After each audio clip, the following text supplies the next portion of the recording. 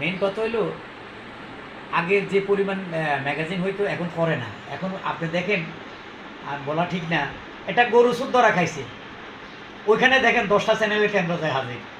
কেমনে চুরি করলা, গরু কেমনে ছুটছে।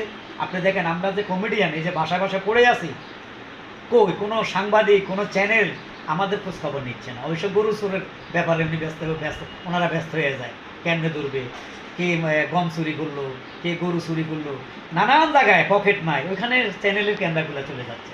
ওইসব আমরা আমাদের মতো পুরনো শিল্পীরা বাসায় বাসায় আছি, আমাদের খোঁজ খবর কোনো চ্যানেল নেই না। তো আমাদের আর আমরা তো কমেডিয়ান, আরও নিচ্ছে না। আপনি এই দেশে দেখেন, এই চ্যানেলগুলো যদি শিল্পীদের, পুরনো শিল্পীদের একটু সাক্ষাৎ নেয় বাসা বাসা যাইয়া, প্রত্যেকটি মানুষ দেখবে যে শিল্পীটা এখন কি অবস্থায় আছে, কি করতেছে, কেমন আছে। কিন্তু দেখেন কোনো চ্যানেল আসে না। সবাই এই ধরনের এই নিউজ নিয়ে ব্যস্ত থাকে আর নাটক নিয়ে ব্যস্ত থাকে। তা দুই চারটা চ্যানেলে মানসম্মত নাটক, আরগুলো তো সব উড়াধুরা, জীবনও নাই। আমি কোনো দিনও রাজনীতি করবো না, কারণ আমি দেখছি যারা শিল্পীরা রাজনীতি করছে এদেরকে ওই দল ছাড়া সবাই গালাগালি করে।